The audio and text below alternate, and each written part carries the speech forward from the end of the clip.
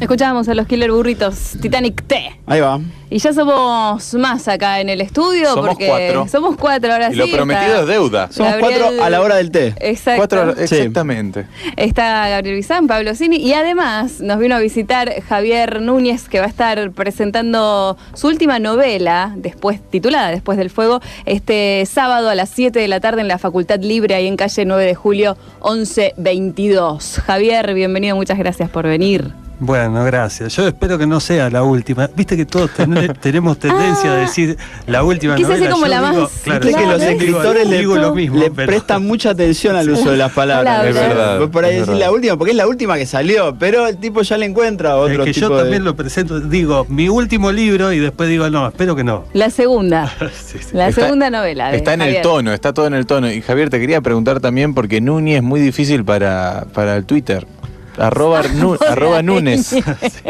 Es en Twitter Javier E. Núñez, porque sí, la ñ no, me Qué mató, angustia, me mató, qué angustia. sí. Porque si no hay que poner NI. O Sí, NH, te Núñez. haces el brasileiro. también. Puede En ser. Twitter, en la página web, en todos lados. La Claro. verdad que es todo un conflicto La ñ. la ñ en el apellido. Pero bueno, es una marca de identidad regional también. Así que por ese lado me gusta. Como estábamos hablando un montón afuera del aire, que no hay que Sí, hacerlo, es acerca verdad. de este libro, Pablo, bueno, tuvo la ocasión de leerlo y yo le decía que Después del Fuego, solamente el título es muy sugerente. ¿Qué pasa Sí. después del fuego? ¿Qué queda después del ¿Qué fuego? encontrás? ¿Que encontrás las cenizas? ¿Encontrás la posibilidad de algo nuevo? Bueno, esa es parte de la idea de jugar con el título, de que fuera un título abierto a que después del fuego puedan pasar un montón de cosas. Puntualmente la novela, bueno, es una novela que se inscribe en la línea de lo que son las novelas de aprendizaje y tiene que ver con un personaje que busca reinventarse, empezar de nuevo después de una tragedia que tiene que ver con el fuego y de algún modo alude a eso. ¿Qué queda después del fuego? Creo que hay muchas posibilidades y muchas posibles lecturas. En la novela hay algunas y bueno, esperemos que se resuelvan en el libro. Es verdad, la novela es una novela que transcurre sobre todo en los 90, o finales de los 80, principios de los 90, en la ciudad de Rosario, y es un personaje que va haciendo su camino en la ciudad. ¿Por qué la elección de situarla en esa época? La elección de situarla en esa época tiene obedece a dos cuestiones. Por un lado, la necesidad de una distancia temporal para que el narrador pudiera referir esos hechos a la distancia. Bien. Es un personaje que sale de un instituto de rehabilitación después de una cosa muy traumática y trata de reinventarse.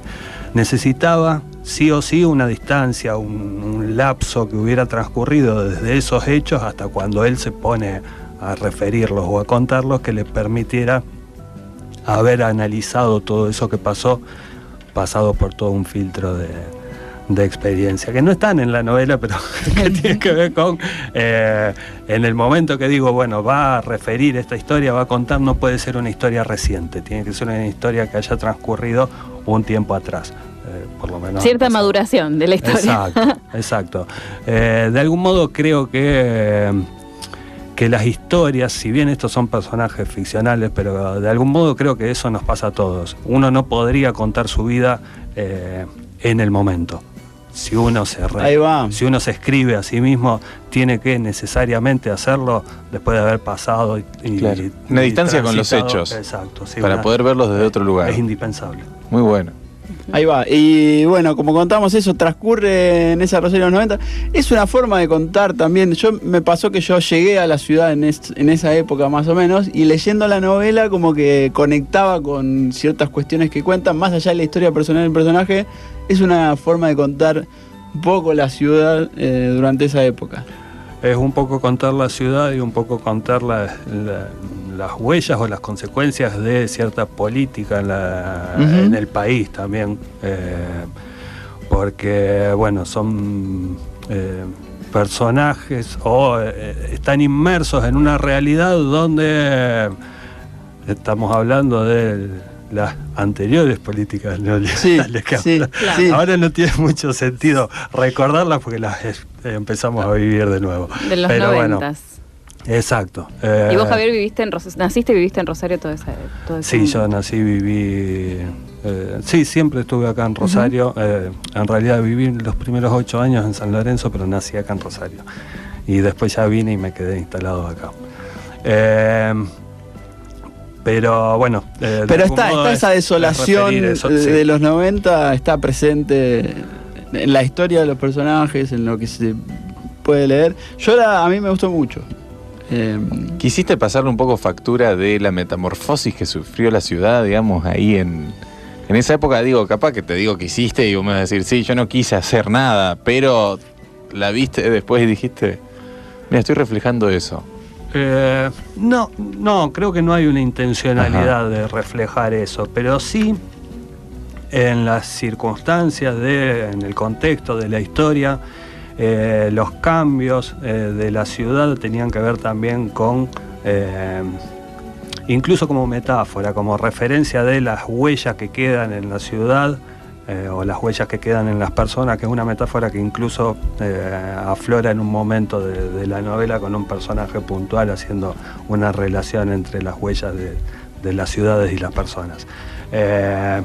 Pero no creo que me lo haya planteado en ese momento, sino que es parte del contexto y el marco que va surgiendo a medida que crece la historia. Hablando de plantearse cosas, lo hablábamos recién afuera del aire, pero ¿cuándo fue que apareció esta cuestión de empezar a escribir y apareció en algún momento eso de plantearse, bueno, a partir de ahora voy a ser escritor, animarse a decirlo, toda esa cuestión? Hay un momento que Javier Núñez dijo, che, voy a escribir. Voy a publicar, porque además, una cosa es que escribas. Es cierto, son dos cosas. Escribir empecé de muy chico, influenciado fundamentalmente por la lectura. Yo era de leer muchas historietas, libros, y ya a los 12, 13 años escribían los cuadernitos Gloria, los viejos cuadernitos Gloria, novelitas de aventura que protagonizábamos mis amigos y yo. Muy bueno. Una cosa así. Y después empecé a escribir cuentos, también más o menos por esa época.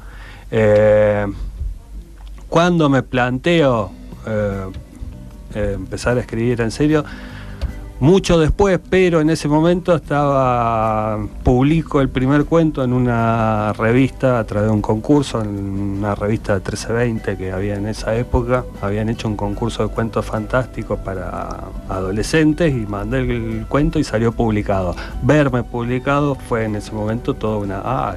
podría hacer esto. Después me di cuenta, no, era mucho más difícil. Quiero volver un poco a eso, porque lo hablábamos recién después afuera de aire. Es un concurso de la 1320, estamos hablando finales de los 80, principios de los 90. Sí, yo más o menos, por ahí. 13, 14 ¿Y cómo era participar en ese concurso? ¿Es agarrar el cuento, pasarlo a máquina, había que mandarlo por carta? Sí, se mandaba por carta. El cuento, sí, lo escribí a mano, lo pasé a máquina.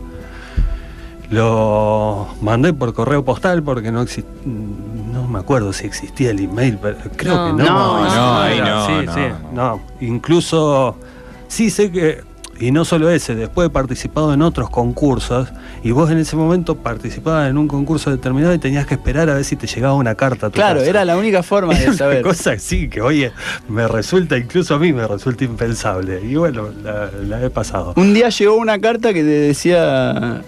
¿Vas a formar parte o compraste la revista un día y apareció publicado? Me enteré, salieron los resultados publicados en la revista. Y como era una revista que yo compraba habitualmente, fui al kiosco, lo abrí y ahí leí mi nombre y fue ese momento de... Le podemos contar a los más jóvenes, el otro día, el viernes, estuvimos hablando de la revista Rolling Stone. La 1320 era una revista joven que se editaba acá en la Argentina, que justamente definía su público entre esas edades, los 13 y los 20 años, más o menos. ¿Era de música también? Era de música, pero era una revista joven. Una revista joven que tenía de todo, pero tenía mucha influencia musical, mucha cultura pop, podríamos definir dentro de la revista. Traía pósters en el medio, por ejemplo, iban a parar las piezas. Y concursos para los propios lectores, digamos, para incentivar a usted a participar, con cuentos, con todas estas cuestiones. No me acuerdo si tenía mucho, pero sí Había algo. tenía ese, y después, bueno, sí recuerdo puntualmente, estaba orientada a ese público y tenía, por ejemplo, me acuerdo una columna de sexología del padre de Andy Kuznetsov. Ahí va, Claro. Doctor K. No me acuerdo cómo se llama el... Doctor K, Sí, sí. le suelen decir. Tenía un montón de cosas, sí, apuntadas a ese público, y estaba bueno la revista. Mirá qué bueno. Y tu producción, imagino, cuando producías ahí a los 13, era escribir en los cuadernitos Gloria, y después cuando te fuiste encontrando como escritor, a la hora de producir, ¿encontraste algún modo, algún método, algo que te servía para escribir? Fundamentalmente tuve que deshacerme de todo eso, que fue todo un proceso de aprendizaje. En ese momento tenía más que ver con una cuestión muy lúdica, claro, y de imitación de las novelas de aventura y de las cosas y de los cuentos que a mí me gustaban, y después empiezo a escribir en algún momento, pero desde otro lugar, desde cosas que también tienen que ver con... la otra vez hacía referencia a esto también, es como cierta incomodidad con el mundo, con las cosas que te rodean, que te disparan y te generan inquietudes o cuestiones que abordar desde la escritura. Y entonces es empezar a pararte a lo mejor desde otro lugar para escribir. Claro, pareció yo escritor, digamos. Sí, sí. Un tipo que se dedica a escribir. Pero fue apareciendo con el transcurso de los años, Sí, y mucho después. Y también se sostuvo a lo mejor con publicaciones y con cosas, claro, que el yo escritor de algún modo es una construcción permanente. Claro, Sí. todo el tiempo va mutando. Estamos hablando con Javier Núñez, que presenta su segunda novela, titulada Después del Fuego, este sábado a las 7 de la tarde en la Facultad Libre, ahí en calle 9 de julio 1122. Y también te quiero consultar sobre la escritura, porque lo pasaste, digo, máquinas de escribir, capaz para mandar a la 1320, no sé, y después aparece la compu. Eso, en la metamorfosis, en esta construcción del yo escritor constante, aparece, tenés una noción de cuándo aparece de una manera muy importante, decís, bueno, ahora ya empiezo a escribir acá en el doc. Hoy capaz que uno directamente lo escribe en el Google Doc, y también son archivos que ni siquiera capaz que quedan en el escritorio porque están en la nube. ¿Fue algo muy natural o fue algo que vos dijiste en un momento, che, no, sigo escribiendo en máquina de escribir, me tengo que pasar a la compu? No, yo prácticamente me salteé la máquina de escribir. Directamente a la compu. Sí, la usé muy poco. Pero eras muy Incluso- chico, bueno, Sí, porque ya en la época, ya en mi adolescencia, 13, 14 años, teníamos computadoras con... Claro. No era a lo mejor tan común en todas las casas, pero... Ahí estaba fuera el ciber. Claro, había. Y sí me acuerdo haber tenido una máquina de escribir eléctrica. En realidad no la tenía yo, era de mi mamá, y que escribí un par de cuentos ahí. Pero fue casi saltearme de Claro, la escritura manual a la escritura en procesadores de texto. Y para mí la escritura en procesador de texto me reveló, me abrió un mundo